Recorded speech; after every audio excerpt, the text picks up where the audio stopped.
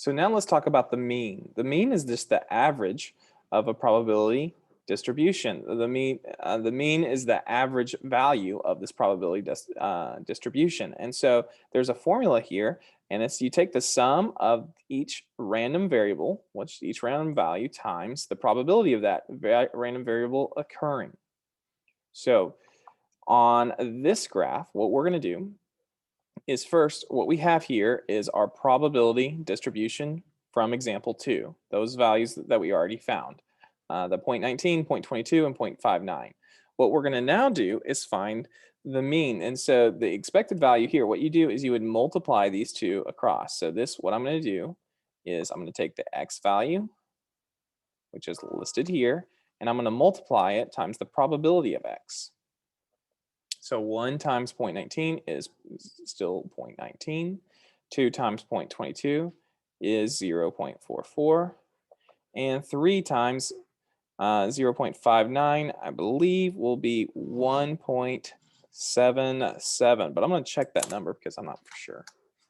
Make sure I don't do bad math here. 3 times 0.59, whoops, 3 times 0.59 is 1.77. Okay, so the expected value, what you do now is you find the sum of these. The sum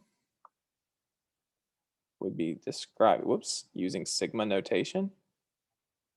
The sum of the random variable times the probability of that random variable will equal the mean. So when we add these up, I have 1.77, and I'm going to add that to 0.44 and 0.19. I get 2.4. The mean of this distribution is 2.4. That means the average value, the average rating for this problem would be 2.4. That's what it actually means. So this would be the average rating. Okay, so that's the average rating of the moving. So in the previous problem, we were just constructing a probability distribution like this. We created this probability distribution. This one, we're actually predicting what rating one would give. If you had a random person, they would give, well, a 2.4. Although you can't give a 2.4, but that's where the average value would fall. So now I'm going to let you take the example 2 guided practice, so the same data or the same table that you should have gotten in example 2's guided practice, and apply it here to find the mean. Stop the video if you need to.